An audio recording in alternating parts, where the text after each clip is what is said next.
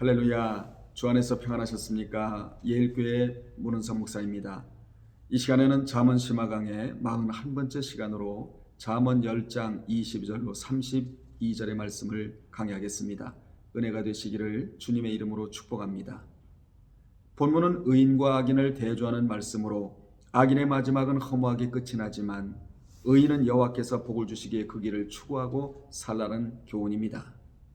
특히 31절로 32절은 의인과 악인의 입에 대한 한 쌍의 대조를 통하여 지혜로운 말을 하도록 교훈하고 있는 내용입니다. 22절에 보면 여호와께서 주시는 복은 사람을 부하게 하고 근심을 겸하여 주지 않는다고 말씀해주고 있습니다. 하나님의 축복은 이 세상이 결코 줄 수 없는 완전한 축복입니다. 하나님 주시는 축복은 불안과 두려움을 수반하는 인간의 인위적인 부의 축복과는 달리 온전한 기쁨으로 충만한 축복입니다. 돈은 근심을 부르고 근심은 화를 부른다는 말이 있듯이 이 세상에서 재물을 소유한다는 것이 좋은 것만 같지만 사실 돈이 있다고 해서 행복한 것만도 아니며 오히려 더 많은 근심과 걱정에 휩싸이게 되는 경우가 많습니다. 그런데 본절은 하나님께서 주시는 축복이 근심과 걱정을 수반하지 않는 축복이요, 즉 인간의 힘만으로는 결코 얻을 수 없는 축복이라고 말씀해주고 있습니다. 그렇습니다. 하나님이 주시는 축복에는 근심도 두려움도 들어있지 않습니다. 하나님께서 주시는 축복은 근심과 불안이 따라붙지도 않습니다. 우리는 이 복을 받아 누리는 자들이 되어야 합니다. 그렇다면 하나님의 이 복을 누구에게 주십니까? 성실하게 수고하며 자신의 책임을 다하는 자들에게 주십니다. 그들은 무엇을 알고 있기에 이러한 복을 받을 수가 있습니까? 복의 근원이 하나님에게 있다는 사실을 알고 있기 때문입니다. 여러분은 이 복을 받으시는 평안의 주인공들이 되시기를 바랍니다. 23절에 보면 미련한 자는 행악으로 낙을 삼는 것 같이 명철한 자는 지혜로 낙을 삼느니라. 연이어 24절에 악인에게는 그의 두려워하는 것이 임하거니와 의인은 그 원하는 것이 이루어진다라고 말씀합니다. 지혜를 따라 행하는 것이 인생의 모든 소망을 이루는 길이라는 너무나 중요한 말씀을 해주고 있습니다. 여기 행악으로 낙을 삼다는 것은 인간의 부패한 심성에서 비롯되는 본능을 따라 방탕하고 음란한 삶을 살아가는 것을 말합니다. 반면 지혜로 낙을 삼는다는 말은 하나님으로부터 나온 지혜가 우리에게 교훈하는 삶의 지침들을 그대로 실천하며 하나님 앞에서 합당한 자가 되도록 힘쓰는 인생의 즐거움으로 알고 살아가는 것을 말합니다.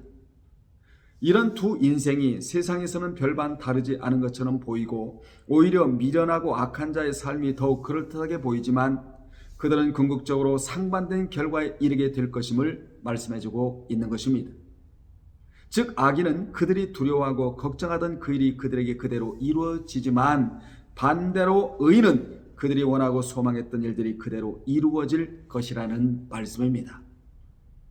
지금 이 시대는 어떤 시대입니까? 로마서 13장 12절에 기록된 말씀의 시대입니다. 거기에 보면 밤이 깊고 낮이 가까웠으니 그러므로 우리가 어둠의 일을 헌옷벗듯이 벗어버리고 빛의 갑옷을 입으라고 권고한 말씀처럼 이 시대가 바로 이런 시대이기 때문에 우리는 육신의 정욕대로 살아갈 자들이 아니라 하나님의 말씀의 지혜를 따라 살아가야 되는 것입니다. 25절에 보면 회리바람이 지나가면 악인은 없어져도 의인은 영원한 기초 같다고 말씀해주고 있습니다. 기초석 같다고 말씀해주고 있는 것입니다. 여기 회리바람이란 고난이나 역경 그리고 하나님의 심판을 말합니다. 회리바람은 보통 바람과는 달리 무게가 있는 것들을 감아 올리기도 합니다. 그래서 회리바람 중에 미국에 자주 보는 허리케인 같은 것은 말이나 소 같은 것은 물론이고 집까지 날려버리는 경우가 종종 있습니다. 하나님의 심판의 바람이 한 번 휩쓸고 지나가면 악인은 설 곳이 없습니다. 그러나 하나님을 의지하고 사는 행의인은 하나님 안에서 보장을 받고 보호를 받고 신앙도 굳건히 설 수가 있게 되는 것입니다. 실례로 아합이 아들 70명을 낳았지만 하나님의 심판의 바람이 부니까 하루아침에 자식이 다 죽고 망해버리고 말았습니다. 반면에 하나님의 뜻을 쫓아 하나님의 사역을 잘 감당했던 엘리야는 수많은 환난이 있고 핍박이 있고 시련이 있었지만 죽음을 경험하지 않고 불병거를 타고 하늘로 올라갔습니다. 그러니까 하나님의 회리 바람에 진리 지키지 않는 악인은 보존되지 않지만 하나님의 진리를 지킨 자들은 천국이라는 곳에 들어갈 수 있게 되는 것입니다. 의인은 회중에 들어가는 축복이 그들에게 있게 되는 것입니다. 성도는 태풍 속에서도 흔들리지 않는 든든한 구원의 기초를 놓아야 합니다. 이같이 회리바람은 아사가다, 소멸시키다라는 단어에서 파생된 말로서 하나님의 심판적 형벌을 비유한 표현이며 고난과 역경을 의미하기도 합니다. 이는 곧 가공할 위력에 밀려 흔적도 없이 사라져버릴 것이지만 누가 악인은 의인은 그것이 지나간 후에도 어떤 흔들림도 없이 그대로 서 있을 것임을 말씀해주고 있는 것입니다. 주님이 산상수훈을 통해 주옥같은 말씀을 하시면서 마지막 말씀이 바로 마태 7장 24절에서 27절에 기록되어 나옵니다. 거기에 보면 누구든지 나의 이 말을 듣고 지금까지 산상수훈을 통하여 하신 말씀을 듣고 행하는 자는 그 집을 반석 위에 지은 지혜로운 사람 같으리니 비가 내리고 창수가 나고 바람이 불어 그 집에 부딪히되 무너지지 아니하나니 이는 주철을 반석 위에 세운 연고라고 말씀해 주셨습니다. 그리고 이어서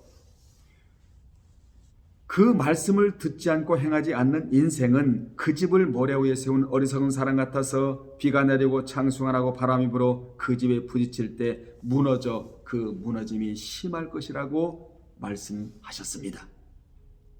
이같이 순종과 실천으로 견고한 신앙적 토대를 세운 의인은 어떠한 풍파 앞에서도 든든히 서 있게 되며 하나님의 엄중한 심판이라는 강력한 태풍 속에서도 믿음의 견고한 반석 위에 서 있기에 신앙이 건실하고 신앙이 견고하며 신앙이 건강하게 살아가게 될 것임을 말씀해 주신 것입니다. 오늘 솔로몬은 우리가 어떤 강력한 인생의 폭풍 속에서도 견고히 설 수 있는 방법이 있다고 자세히 알려줍니다. 그것은 바로 하나님의 말씀을 따라 의로운 삶을 살아가는 것이라는 방법에 관한 말씀입니다. 우리 인생의 견고한 기초는 하나님의 말씀을 따라 살아가야 된다는 것입니다. 알피 야훼, 여호와의 명령 따라 여호와의 말씀 따라 살아가야 견고한 인생의 집을 지을 수가 있을 뿐만 아니라 신앙도 견고히 설 수 있다라고 교훈해주고 있는 것입니다. 그렇습니다. 우리 인생의 견고한 기초는 하나님의 말씀을 따라 살아가는 의로움에 있습니다. 그 말씀을 듣고 온전히 행하는 삶을 견지할 때에만 우리의 삶은 견고해지며 영영이 움직이지 않는 반석 위에 서게 될 것입니다. 26절에 게으른 자는 그 부리는 사람에게 마치 이에 식초 같고 눈에 연기 같다고 말씀합니다. 게으름은 가치 있는 인생을 일순간 무가치한 인생으로 전락시킵니다. 당시 식초는 주로 포도로 만들었습니다. 포도를 바로 식혀 만들었습니다. 그런데 초는 이를 시리게 하고 연기는 눈을 자극하여 눈물을 흘리게 합니다. 이처럼 본절에서 초와 연기는 불쾌감을 주는 존재를 의미합니다. 따라서 본절은 그 맡겨진 임무를 태만히 하는 게으른 자는 주인에게 불편과 고통을 안겨다주는 존재와 같다는 의미입니다. 지금까지 의인과 악인 그리고 지혜자와 미련한 자를 다루다가 여기서 게으른 자를 등장시키는 것은 악인과 미련한 자는 다름 아닌 자신이 마땅히 해야 할 일을 태만히 하는 게으른 자임을 보여주기 위함입니다. 27절에 여호와를 경외하면 장수하느니라 그러나 악인의 수명은 짧아진다고 말씀합니다. 본절은 하나님을 경외하는 것이 잘 먹고 잘 사는 방법뿐만 아니라 장수의 복을 받는 비결에 대한 말씀입니다. 본절의 말씀은 잠언 전체의 핵심을 이루는 사상 가운데 하나로 의인은 하나님의 축복을 받아 이 땅에서도 장수를 누리는 반면 반대로 악인은 하나님이 내리는 진노의 심판을 받아 쉽게 멸망할 것임을 교훈하는 말씀입니다. 성경은 건강하게 오래 살기 위한 보다 확실한 방법은 오직 하나님을 경외하는 길임을 말씀해주고 있습니다. 여러분, 여호와를 경외한다는 것이 무엇입니까? 하나님을 가까이하며 진심으로 그분을 존경하고 사랑하는 신앙적 모습을 말해주고 있습니다. 즉, 이런 신앙적 자세를 가지고 살아가는 사람이 장수의 복을 누릴 수 있다고 말씀해주고 있는 것입니다. 2005년도에 미국의 미시건 대학 사회학과 연구진들이 미국인 3,600여 명을 대상으로 신앙과 건강에 관한 실태 조사를 실시한 결과 신앙과 건강은 밀접한 비례 관계에 있는 것을 발견하였습니다. 미국 사회학적 보고서에 따르면 7년 이상 신앙생활을 하지 않은 사람은 신앙생활을 정기적으로 해온 사람보다 사망 확률이 33% 높았다고 합니다. 또한 하나님에 대한 신앙을 가지고 있다는 것만으로도 비종교인들보다 사망률이 25% 정도 낮았다고 합니다. 불신자들은 그 삶이 시기, 질투, 미움, 상처, 고통, 음주, 흡연과 잘못된 습관으로 인하여 성도들보다 극심한 스트레스를 겪을 수밖에 없습니다. 또한 만병의 근원인 스트레스를 풀지 못하고 지속적으로 쌓이고 악순환이 되다 보니 몸이 상하고 결국 수명이 단축될 수밖에 없습니다. 그러나 우리는 하나님을 경외함으로 장수의 복을 누리는 복을 받고 살아가고 있는 것입니다. 또한 이 세상뿐만 아니라 하나님의 나라에 가서도 영원히 살 수 있는 은총을 받은 자가 바로 우리 주 예수 그리스도를 자신의 구속주로 믿고 섬기고 그분의 말씀 따라 살아가는 자들입니다. 28절에 의인의 소망은 즐거움을 이루어도 악인의 소망은 끊어진답니다. 의인이나 악한 자 모두가 바라는 소망이 있으나 그 결과는 반대로 나타납니다. 그러나 사실 의인과 악인은 그 내적 상태가 다르듯이 소망의 내용 또한 현저한 차이를 가지고 있습니다. 그 소망의 차이가 무엇이냐면 먼저 의인의 소망에는 토엘네트라는 동사가 쓰입니다. 이는 바라다, 기대하다, 소원하다, 기다리다 등의 의미를 지닙니다.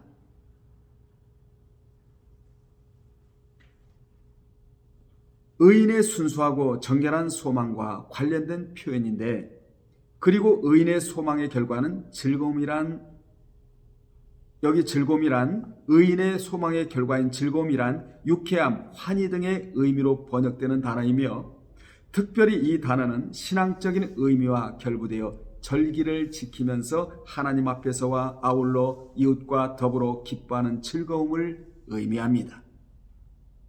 이를 볼 때 의인의 소원은 단지 그 개인의 야망을 달성하는 것에 국한된 것이 아니라 하나님을 중심한 것이며 주변의 모든 이들과 더불어 즐거워할 수 있는 것임을 알 수 있습니다. 반면 악인에게 쓰여지고 있는 나샤는 꼬다, 묵다라는 의미입니다. 이는 악인의 소망은 잘못된 소망이며 왜곡된 소망임을 알 수 있습니다. 그리고 그 결과는 끊어지는데 본절에 끊어지느니라 라는 단어가 아바드라는 단어를 써서 길을 잃다, 헤매다, 방황하다, 망하다, 파괴하다, 곤고하다, 불행하다, 실패하다라는 다양한 의미를 가지고 있습니다. 이와 같이 다양한 의미는 악인이 가진 소망의 결과가 얼마나 비참한가를 자세히 보여주고 있습니다. 29절에 보면 삶의 안정과 보호, 이 세상에서 가장 안전하게 살아가는 방법이 무엇인가에 대해 가르쳐주고 있는 말씀이 29절입니다. 여호와의 도가 정직한 자에게는 산성이요 행악하는 자에게는 멸망이 된다고 말씀합니다. 본절은 여호와의 도가 정직한 자에게와 행악하는 자에게 어떤 역할을 하는지를 선명하게 대조해주고 있습니다. 그런데 원문에는 문장의 중심에 여호와의 도가 위치하고 왼쪽에는 산성이요 오른쪽엔 멸망이 배치되고 있습니다. 여호와의 도가 중심에 서 있다는 것입니다. 중심에 위치하고 있다는 것입니다. 중요한 말씀을 제가 드리고 있습니다. 그리고 그 좌우로 정직한 자에게는 산성, 행악하는 자에게는 멸망에 해당하는 표현을 배치함으로써 마치 심판날 여호와의 보좌를 가운데 두고 의인과 악인을 가르시는 장면을 연상시키며, 또한 이를 통해 이 세상 사람들을 정직한 자와 행악하는 자로 구분하시는 여호와의 판단적 심판을 보여줍니다. 이러한 본절에 의하면 정직한 자와 행악하는 자로 평가되는 유일한 기준은 여호와의 도라는 것입니다. 말씀이라는 것이지요. 여기서 여호와의 도, 데레크, 여호와의 도는 여호와께서 자신의 백성들을 삶의 기준으로 제시하는 계명 혹은 율법 즉 말씀을 뜻합니다. 이러한 여호와의 도는 정직한 자에게는 산성이 됩니다. 성경에서 정직한 자를 욥으로 들 수가 있습니다. 그는 하나님 앞에서 의롭고 순전하고 그리고 정직한 자였습니다. 그는 도덕적으로나 윤리적으로나 신앙적 경건에 있어서도 구비된 자였습니다. 우리는 욥을 통하여 이런 면을 본받아야 합니다. 인내도 본받아야 되지 말입니다. 여기 산성, 마오주, 산성이란 군사용어로 강하게 하다라는 뜻으로 암벽으로 이루어진 튼튼한 요새, 성체, 피난처라는 뜻입니다. 따라서 여호와의 도가 산성이라는 것은 전쟁터로 비견될 수 있는 삶의 현장에서 하나님의 계명과 율법은 이를 바로 지키는 정직한 사람들을 위협으로부터 안전하게 보호받게 한다는 것을 의미하고 있습니다. 다시 말해 본전은 삶의 안전과 보호가 여호와의 도에 대한 사람들의 태도에 달려있음을 가르쳐주고 있습니다. 이는 결국 인간의 안전이란 하나님의 말씀에 대하여 인간이 어떻게 반응하느냐, 어떤 자세를 가지느냐와 맞물려 있다는 것을 확연하게 가르쳐줍니다. 여호와의 도는 행악하는 자들에게는 멸망이 됩니다. 행악하는 자라는 표현에서 악에 해당하는 악은 헛되고 쓸데없는 종교적으로 우상을 숭배하는 이라는 뜻입니다. 이처럼 헛되고 무가치한 일을 하며 우상을 숭배하는 자들에게 있어서 여호와의 도는 오히려 뭡니까? 멸망입니다. 여기 멸망은 파괴, 황폐, 공포 등의 의미를 갖는데 결국 본절은 하나님의 말씀에 대한 정직한 자와 행악하는 자의 상반된 반응은 그 결과 역시 상반된 것으로 귀결된다는 엄정한 진리를 선언한 것이라 할 수 있습니다. 30절에 의인은 영영이 이동되지 아니하여도 악인은 땅에 거하지 못하게 된다고 말씀합니다. 본절은 땅과 관련된 복과 저주를 다루는데 히브리인들에게 땅을 취하는 것, 취득한 땅에 정착하여 사는 것은 하나님의 큰 축복으로 여겼습니다. 반대로 땅으로부터 추방당하는 것은 가장 큰 비극으로 여겼습니다. 즉 하나님께서 택하신 백성에게 주신 약속의 땅에서 쫓겨나는 것은 혈연 집단이며 신앙 공동체인 자기 민족과 관계가 끊어지는 것이면 물론 하나님으로부터 버림받는 것을 의미합니다. 따라서 본절에서 의인이 영원히 이동되지 않는 것은 하나님께서 허락하신 기업에서 영영이 사는 축복을 누림을 가리킵니다. 반대로 악인이 땅에 거하지 못한다는 것은 하나님의 기업에서 쫓겨나는 비극적 운명에 처하게 될 것이라는 의미입니다. 이는 단지 땅에서 쫓겨나는 것만이 아니라 하나님의 언약 곧 구원과 보호, 축복으로부터 제외된다는 의미도 함축하는 표현입니다. 의인이 영영이 이동되지 않는다는 것은 신앙이 비틀거리거나 흔들리거나 실수하거나 내려가거나 떨어지거나 하지 않는다는 것입니다. 너무나 중요한 말씀입니다. 솔로몬은 땅에서 소멸되지 않고 남아있는 자를 2장 21절에서 정직한 자, 완전한 자라고 표현했습니다. 그런데 본절에서는 이를 의인으로 규정하고 있는 것입니다. 하나님이 보시기에 정직하며 완전한 자를 의인으로 표현하고 있는 것이지요. 그러나 악인은 땅에서 끊어진다는 사실과 괴휼 즉 간사스럽고 교묘한 자는 땅에서 뽑힌다고 선언함으로써 악인이 하나님께서 주신 기업을 누리지 못함을 거듭 강조하고 있습니다. 2장 24절에서도 이미 강조한 바가 있습니다. 이러한 본절의 말씀은 개인에게도 적용이 되지만 나라에도 적용이 됩니다. 이후 하나님 앞에서 범죄를 거듭하며 온갖 악행을 자행한 북이스라엘이 아수르에 망하여 그 땅에서 쫓겨난 것과 남한국 유다가 하나님의 심판으로 멸망을 당하여 바벨론 포로로 끌려간 것이 바로 이를 입증해주고 있습니다. 31절에 의인의 입은 지혜를 내어도 패역한 자는 배임을 당할 것이니라. 연이어 32절에 의인의 입술은 기쁘게 할 것임을 알거늘 악인의 입은 패역을 말한다고 말씀합니다. 본절은 선과 의의 말을 뿌려 축복의 열매를 거두라는 너무나 중요한 교훈입니다. 여기서 내어도는 싹트다, 열매를 맺다라는 뜻으로 의인의 입을 지혜의 열매를 맺는 건강한 나무에 비유를 합니다.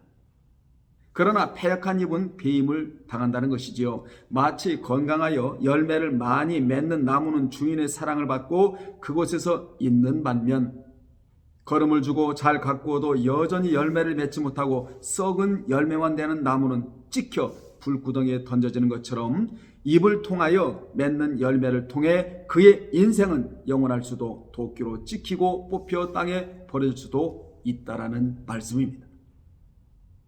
그렇다면 의인의 입에서 나오는 말은 어떤 말일까요? 32절에 보면 기쁘게 할 것이라고 말하고 있는데 이 말의 원어적 의미는 연락되다라는 뜻으로 하나님께 연락되는 말들을 의미합니다. 반대로 악인의 입에서 나오는 말의 특징을 잘 보여주는 패역이라는 단어는 죄를 나타내는 용어 중 하나로서 하나님과 사람과의 인격적 관계를 단절시키게 하고 더욱 나아가 하나님을 거슬러 멸망에 이르게 하는 말을 함으로써 각각 구원과 심판의 열매를 거두게 될 것이라는 말씀입니다. 우리는 지금 이 순간에도 열심히 우리 자신의 입을 통해 말의 씨앗을 뿌리고 있습니다. 삶의 터전에다가 살아있는 말의 씨앗을 뿌리고 있습니다. 그런데 그 말은 절대로 땅에 버려지지 않습니다. 반드시 마른 씨앗이 되어 땅에 뿌리를 내리고 자라 그 열매를 맺게 됩니다. 단지 그것이 지혜의 풍성한 열매인지 아니면 우리를 파멸과 심판에 이르게 하는 패역과 거짓의 열매인지가 다를 뿐입니다. 그렇게 우리는 무엇보다도 말을 아끼고 하나님께 연락될 말, 기쁘게 받으심직한 말들을 하려고 해야 합니다. 그렇게 될 때 우리의 삶의 아름다운 의의 열매, 지혜의 열매가 풍성하게 맺어지는 것입니다. 우리는 정제되고 다듬어진 말을 해야 합니다. 우리의 말이 하나님과 사람을 기쁘게 하고 인간의 영혼을 살찌우며 용기를 북돋우고 희망을 주는 진실되고 아름다운 말들을 해야 합니다. 부정적이고 회의적인 말들, 비판과 저주가 섞이고 조롱과 비웃음이 섞여 쉽게 실족하게 하고 낙심하게 하는 말들로 채워가면 안 됩니다. 우리가 예수 그리스도로 인해 거듭났다면 우리의 입도 거듭이 나야 합니다. 우리가 예수 그리스도로 인해 마음도 거듭이 나야 합니다. 여러분의 입술이 거듭나시기를 주님의 이름으로 축원합니다. 여러분의 입술은 거듭나셨습니까? 이 입술이 거듭나야 합니다. 예수 그리스도로 말미암아 우리가 거듭났다면 입술도 거듭나야 되는 것입니다. 우리의 입이 변화되어야 된다는 것이지요. 죽음에서 생명으로 옮겨졌다면 우리의 말도 죽이는 말에서 살리는 말로 바뀌어야 합니다. 그러므로 우리의 입을 살펴 지혜의 열매를 맺는 말, 하나님을 기쁘시게 하며 연락될 말들로 채워 나가야 합니다. 결론 내리겠습니다. 사람들은 각자 인생의 의미를 서로 다른 데서 찾고 있습니다. 최고 좋은 인생의 의미는 여호와를 경외하고 그의 도를 따라 살아가는 것입니다. 그러한 자는 영원한 생명과 축복을 향하여 나아가는 자들이 되는 것입니다. 여러분은 이 길을 따라 나아가는 분들이 되시기를 주님의 이름으로 축원합니다. 분량이 좀 많아서 제가 말을 좀 빨리 했는데 여러분 잘 말씀을 들으시고 입술도 변화되고 삶도 변화되며 어떻게 변화됩니까? 남을 살리는 입술로 변화되고 삶 가운데 하나님의 축복이 임하는 그러한 삶의 모양새로 바뀌는 여러분 되시기를 주님의 이름으로 축원합니다. 다음에 또 전해드리겠습니다. 주님 안에서 평안하세요. 할렐루야.